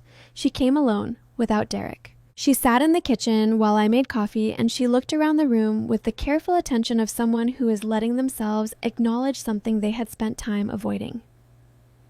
I owe you an apology, she said, from the will reading. I set a mug in front of her. Which part? The part where I implied that whatever you'd received was appropriate for your position. She wrapped both hands around the mug. I knew what I was doing when I said it. I wasn't confused or careless. I said it to diminish you, and I knew it would land, and I said it anyway. She looked at me directly. That was cruel, and I'm sorry. There was no theater in it, no bid for forgiveness, no maneuvering. Just a woman in her early 30s saying a true and uncomfortable thing. Thank you, I said. I mean that. Do you? She studied me. Or are you being polite? Both can be true, I said. The apology matters. It doesn't undo the moment, but it matters anyway. She nodded. We drank our coffee. After a while, the conversation moved into easier territory. Her work, the Palm Beach property she'd inherited and wasn't sure what to do with. The general bewilderment of being a person navigating an unexpected inheritance. She was funnier than I remembered when she wasn't performing for a room. When she left, I stood at the kitchen window and thought about the will reading, the conference room, the mahogany table, the specific weight of that silence when Daniel Hartley had said my name and placed a single envelope in front of me. I had thought in that moment that it was the worst day of my life. I understood now that it was the first day of this one. Sebastian flew to San Diego in December, which he told me he rarely did for clients. He met me at Silver Ridge on a Thursday morning with a leather document case and a demeanor that was slightly different from his usual composed efficiency. More careful, somehow. More deliberate. There's a separate set of materials, he said when we were seated in the study. Not financial documents, personal ones. Your grandfather stipulated that they were to be delivered only after you had disclosed the trust to your immediate family and the initial conversations had taken place. His instruction was, not before she's had to say the hard things out loud. After that, she'll be ready for these. He placed a sealed envelope on the desk between us. I'll give you some time, Sebastian said and stepped out. Inside the envelope was a smaller envelope and a note in my grandfather's handwriting, a single line. For Mitchell, when the time is right, you'll know when. Inside the smaller envelope were 5 letters. I read them in order, which was the order they were dated, the earliest from 8 years ago and the most recent from 4 months before his death. They were written to my father. Not the kind of letters you write when you intend to send them. There were no dates of delivery, no postmarks, no evidence that they had ever left my grandfather's desk. They were the letters a man writes when he needs to say something and cannot yet find the form that would allow him to say it to another person's face. The first was short. It described a Sunday dinner 8 years ago at which Mitchell had interrupted Celia 4 times in the course of a single conversation. Not aggressively, not intentionally, simply, reflexively, in the way of people who have never been required to notice when they're doing it. The letter didn't accuse, it observed. You didn't hear her today, my grandfather had written. I watched her stop trying after the 3rd time. I don't think you saw that. I think you would want to, if you knew. The second letter was from 5 years ago, describing a conversation at which I had asked a question about business cash flow at the dinner table and my mother had redirected the conversation. She already understands more than you think, the letter said. More than most people in that room. I don't know why this is so difficult to see. I think perhaps it's because she looks like she's always been fine, and so the assumption is that she is. The third was different in tone, quieter, more inward. My grandfather writing not about a specific incident, but about a specific regret, that he had not said these things to Mitchell directly years earlier, when saying them might have changed something rather than simply named it. I tell myself I was protecting her, that if I drew attention to what she wasn't getting, it would make her more conscious of it. But the truth is that I found it easier to compensate than to confront, and that is my failure, not yours alone. The fourth letter was a year old. By then, My grandfather knew he was dying, and the letter had the quality of a document written by someone who understands their time is finite and is trying to leave things in better order than they found them. It was the most direct of the 5. It named specific moments, specific choices. It did not ask for guilt. It asked for attention. You are not a cruel man, Mitchell. You are a man who learned to look at certain things and not others, the way all of us do, and who never had reason to question that until now. I'm giving you reason. The 5th letter was dated 4 months before he died. 4 sentences. I don't know if I'll have the chance to say this in person. I hope I do. But in case I don't, she is the best of both of us, and neither of us deserved her. Do better. I sat in the study for a long time after I finished reading. Outside the window, the December light was low and soft, the kind that belongs to the short days of early winter, coming in at an angle that made everything it touched look considered. I thought about what it took to write 5 letters over 8 years and never send them.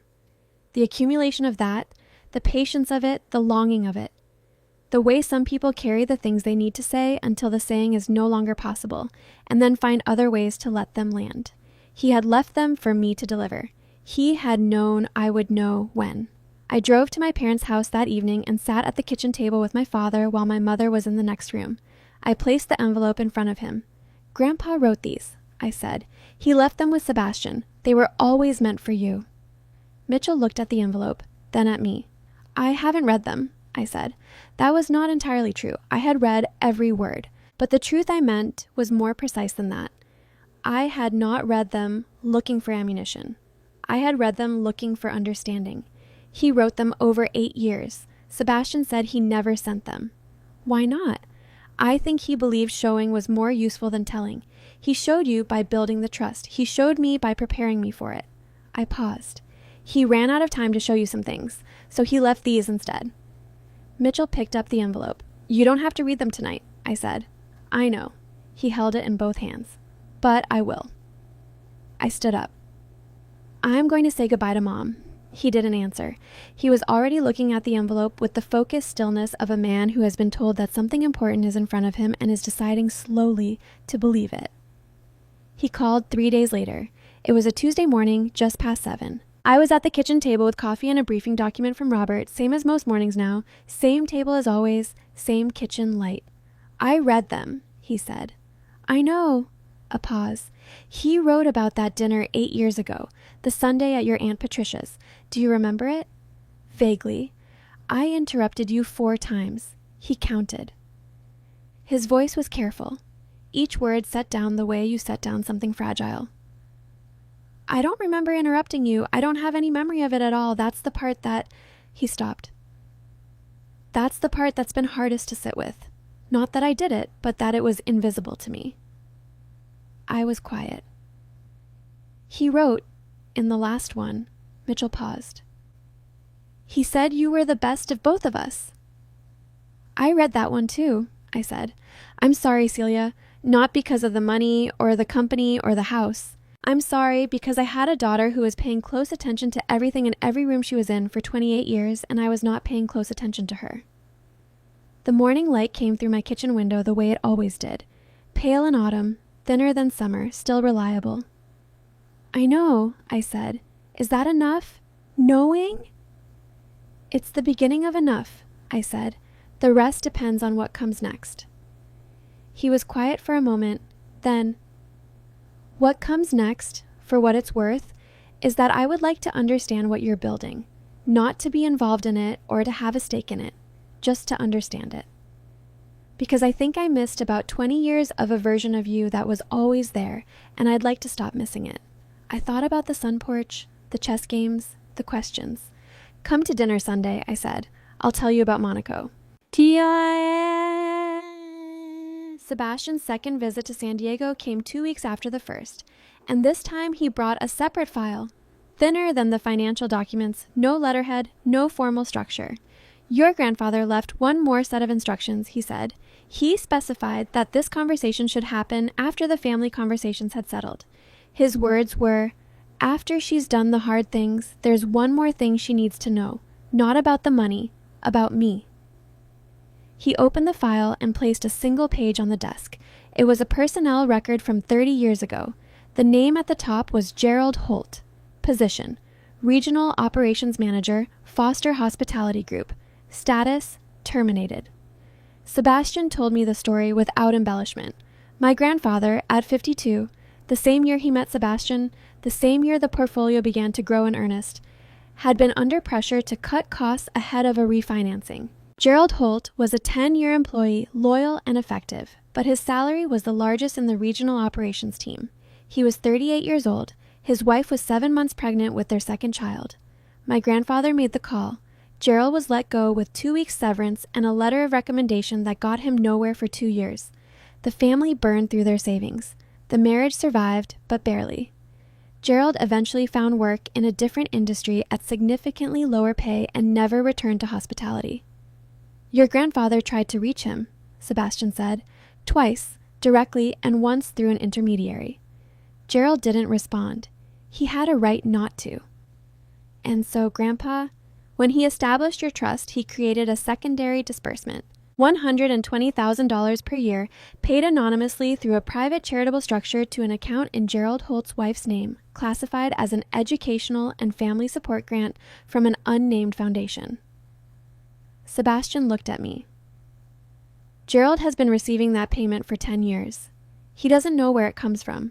His children have gone to college. His wife has a small business they rebuilt. I looked at the page. He put it in your trust, I said. He made it part of the ongoing obligation, not as penance.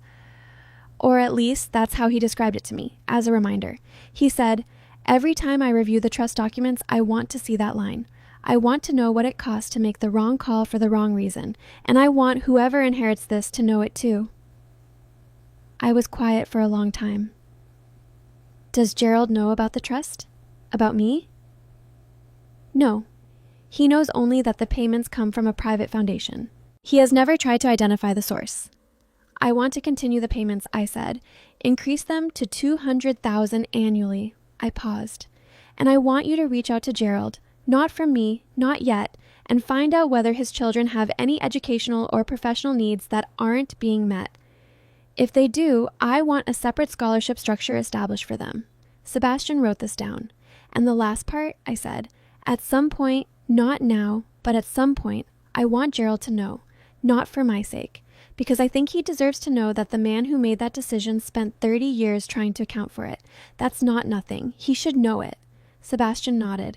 Your grandfather said you would handle it this way. Did he? His exact words were, she'll do more than I did. She always does. I looked at the photograph on the desk. Him and me, cream-colored stone, autumn light, his face turned toward a building and wearing an expression I had finally learned to read. I had thought, when I first understood what all of this was, that the greatest gift was the money. Then I thought it was the preparation. Then the time. But sitting in my study on a December afternoon with a file about a man named Gerald Holt on the desk in front of me, I understood that the greatest gift was the accountability, the deliberate, unflinching record of a mistake and its cost, left where I would have to look at it. He hadn't handed me a fortune and a philosophy. He had handed me a fortune, a philosophy, and the specific failure that the philosophy was built in response to. That was the whole picture. That was the inheritance. The months that followed were not dramatic. That is, I think, the most honest thing I can say about them. Real change, the kind that holds, tends to be undramatic. It is made of repeated small choices accumulating in the same direction over time until one day you look back and the distance from where you started is genuinely surprising, even though every individual step was small. January and February were largely administrative. I resigned from Jefferson High at the end of the fall semester, which was harder than I expected. Not the resignation itself, but the last day, the last class, the particular quality of a room full of 15-year-olds who did not know what was changing and therefore said goodbye the way people say goodbye when they expect to see you again. I kept my connection with the school in a different form, a small endowment that funded classroom libraries and covered the cost of AP exam fees for students who couldn't afford them. Emily Weston, who had been my closest friend since our third year of teaching and who knew me better than anyone in my life, sat with me in the Silver Ridge kitchen the week after my last day and listened to the full version of the story. All of it, the numbers, the properties, the company, the letters, Gerald Holt, and said very little until I finished. Then she said, "Are you the same person?" "Yes," I said. "That's the part I'm most sure of." Good, she said, because I didn't sign up to be friends with a billionaire. I signed up to be friends with you. With Coastal Bridge, the transition was exactly what I had promised it would be, invisible from the outside. Mitchell continued in his role. The management team continued in theirs. The routes ran. The contracts were fulfilled. The first board meeting, the first one at which Mitchell was a participant rather than the principal, was uncomfortable for approximately the first 20 minutes, in the particular way of situations where the power dynamic has shifted and both parties are still calibrating what the new shape feels like. Then Mitchell asked a question about the expansion of the Seattle route that was genuinely good, specific, operationally informed, the question of someone who understood the business from the inside. And the meeting became a meeting, and we both stopped noticing the discomfort because the work was more interesting than it. He was wrong once, in those early months, about a contract. He wanted to sign quickly, bypassing the risk review process because the client relationship was long-standing and he trusted his read of it. I held the process. He was frustrated. The review revealed that the client's parent company had been restructured and the entity we were contracting with had no independent credit standing. Mitchell didn't comment when the review came back. He signed the revised paperwork, which included an enhanced payment security structure. At the next board meeting, he mentioned it. You were right about the review process, he said. I wanted to go on instinct. The instinct was based on incomplete information. That's what the process is for, I said. I know. He looked at me steadily. I'm learning to trust it. Ryan started at Coastal Bridge in February. Entry-level, logistics coordination, the role that involved the most administrative detail and the least visibility. He was not immediately good at it. This was expected. What was not expected, not by me, and I think not by him, was that he stayed. Through the tedious weeks, the learning curve, the specific indignity of being 31 and asking a 24-year-old colleague to explain a piece of software, he stayed, and gradually he became less bad at it, and eventually he became adequate, and by late spring he was beginning to show flashes of something that I recognized from a different angle than I expected. He was good with clients. Not the paperwork, not the systems, but the people. The actual phone call, the conversation where something had gone wrong and someone needed to feel heard before they would accept a solution. He called me one Saturday morning in April. I think I understand something you said about finding something you built. What do you understand about it? That the building part has to come before you get to feel good about it. You have to do the part where you're not good yet. Yes, I said. That's it exactly.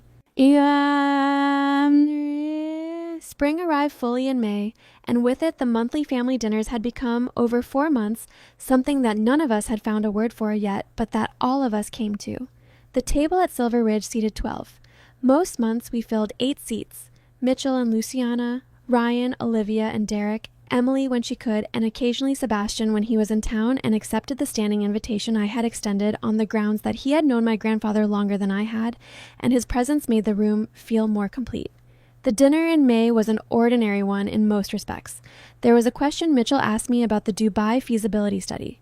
There was a story Ryan told about a client call that had gone unexpectedly well. Luciana had brought a lemon cake that she'd made from a recipe she found in the Napa Valley house. One written in my grandmother's handwriting on a card tucked inside a cookbook, a small discovery she had made during her first full visit to the property. After the cake, when the table had gone quieter and the conversation had slowed into the comfortable register of people who have been fed and are not ready to leave, my mother set down her fork and looked at me. Can I ask you something I've been sitting with for a while? Of course. When you bought the company, when you arranged all of it quietly without telling any of us, part of that was strategic. I understand that. She paused. But was any of it anger? The table was attentive but unhurried. This was the kind of question that 4 months ago would have been impossible to ask, too direct, too much in the territory that my family had always navigated around rather than through. Yes, I said. Some of it was anger. Some of it, I won't pretend otherwise. I looked at her. At the will reading, you told me that Grandpa probably didn't love me quite as much as I thought. I know you said it without thinking about it fully, but it landed. My mother was very still. I made good decisions, I said. I also made them in the knowledge that I was finally in a position where being underestimated had a different kind of cost than it used to. Both of those things were true at the same time, and I'm not ashamed of either of them. You had every right to be angry. Luciana said quietly. I did. I'm sorry for that comment. I've thought about it since the day you moved in here. It was the most unkind thing I said, and I said it without even registering that it was unkind, which is its own kind of sorry thing. I know, I said. I've believed you for a while now. She reached across the corner of the table and put her hand over mine.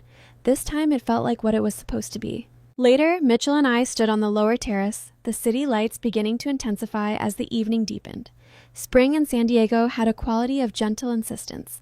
The jasmine coming up along the terrace wall, the air softer than winter without being summer's fullness yet.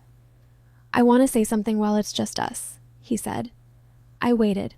I've spent a lot of time this year thinking about your grandfather's letters, not about the content exactly, I've processed that, but about the fact that he wrote them.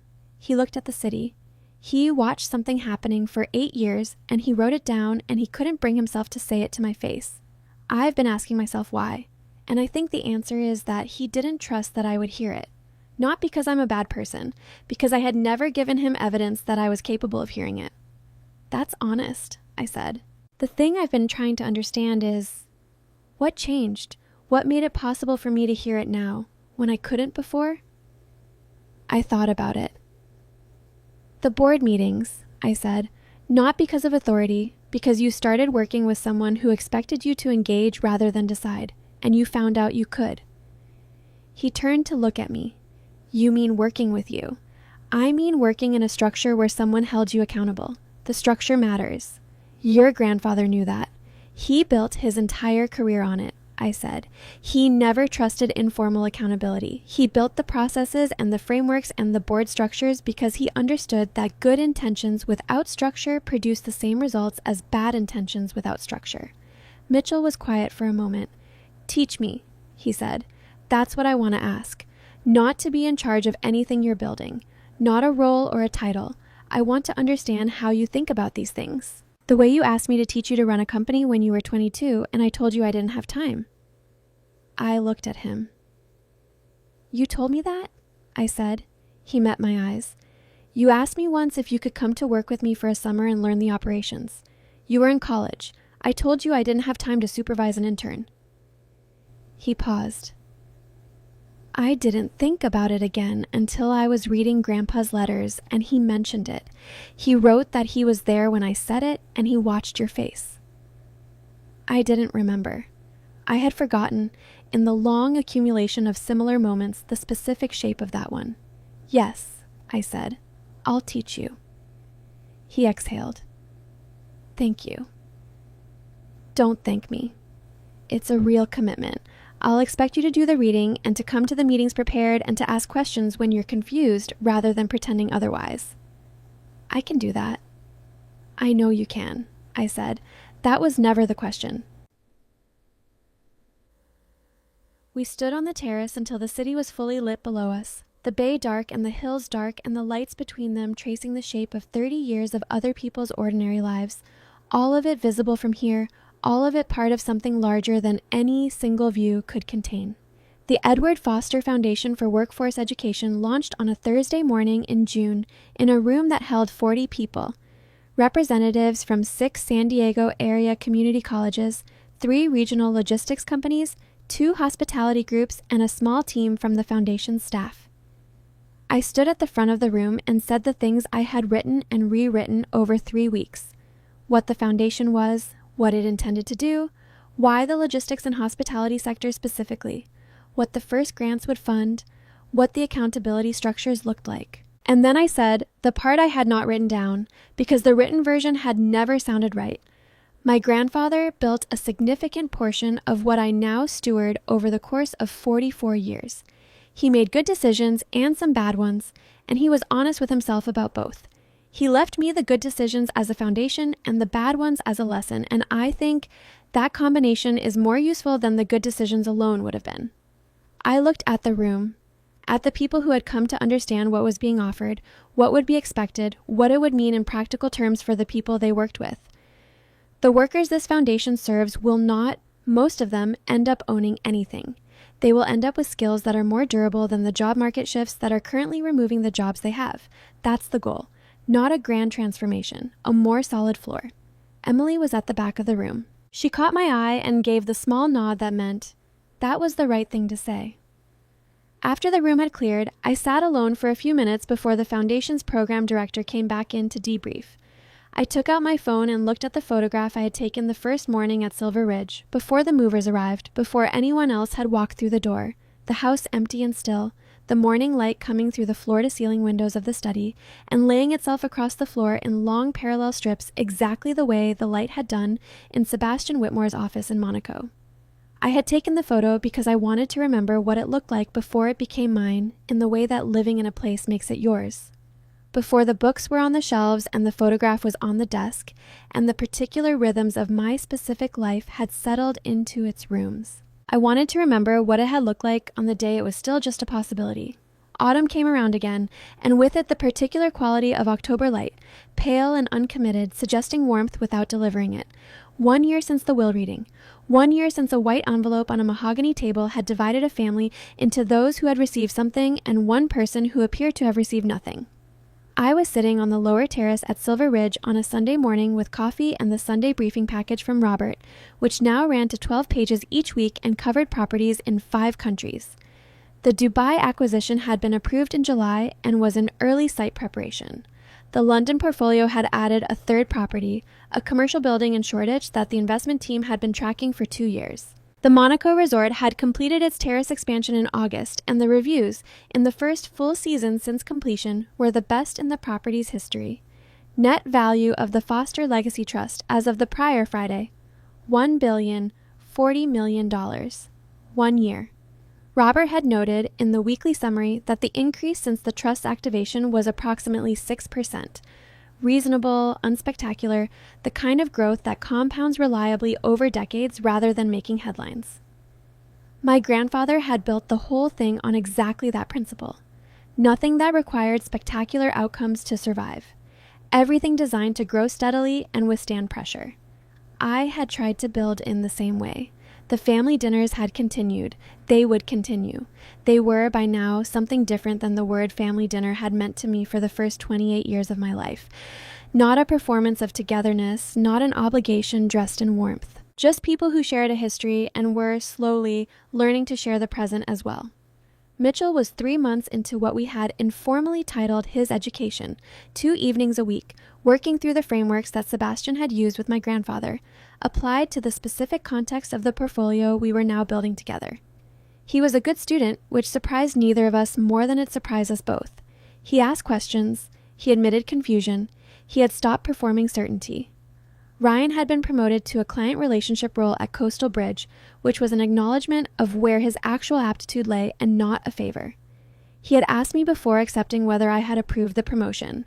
I told him that I had not been consulted and would not be, that promotions in the company were the operations team's decision, and mine only in the extreme case of a dispute, and that he should talk to his manager rather than to me.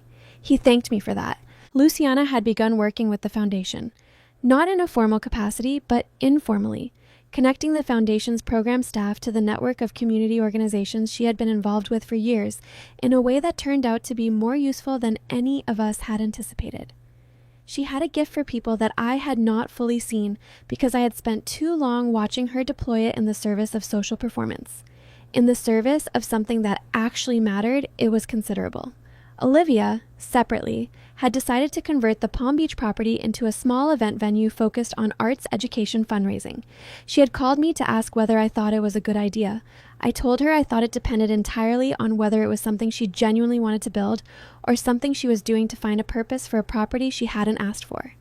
She had been quiet for a moment and then said, "The second one, if I'm honest. But I think I can make it into the first one if I work at it." I told her that was a fine place to start. Gerald Holt had been contacted in September by a representative of the foundation with a straightforward message. The anonymous foundation that had been supporting his family for the past 10 years was prepared to identify itself if he wished to know. He had taken 3 weeks to respond. His response was a single sentence. "Yes. I think I'd like to know." Sebastian flew to Portland and met him in person. He called me afterward. "He cried," Sebastian said. "He didn't say much. He sat with it for a long time and then he said, 'I spent years wondering if it was real, whether it would just stop one day and it would turn out to be a mistake.'" "What did you tell him?"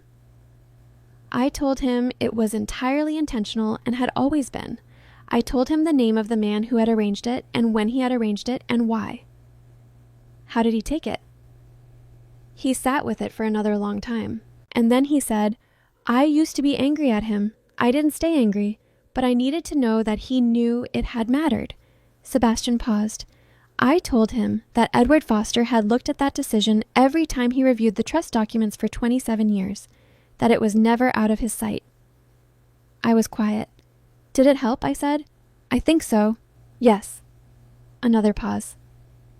He asked whether he could write a letter to the family, to you, specifically, since you're the one continuing the work. Tell him yes, I said. Tell him I'll write back. Emily came for coffee on the anniversary Sunday, mid-morning, bringing the kind of pastries that are objectively unnecessary and entirely welcome. We sat on the lower terrace in the October light and talked about nothing in particular for a long time. Her classroom, a book she was reading, a trip she was considering, and it was the best part of my week, the way it always was. After a while, she asked, what do you think he would say if he could see all of it? I thought about that. Not quickly. Really thought about it. He would ask me what I'd learned, I said. Not what I'd done, what I'd learned from it. And what would you say? That the hardest thing wasn't the decisions. The decisions were hard, but they had logic. You could work through the logic if you were willing to sit with it long enough. I held my coffee mug in both hands. The hardest thing was learning to let people change, to not carry the fixed version of them in your head after the real version had started to become something different. Emily nodded. Is that what happened? With your family? It's happening, I said. I don't know if it's complete. I don't think these things are ever complete, but it's happening, and it's more than I expected, honestly. I went into it expecting to prove something. I came out of it with something I'd rather have. Which is? I looked at the city below, the canyons and the coast and the bay and the grid of streets that contained 30-some years of a life that had been building towards something nobody in it could fully see. People who are actually trying, I said.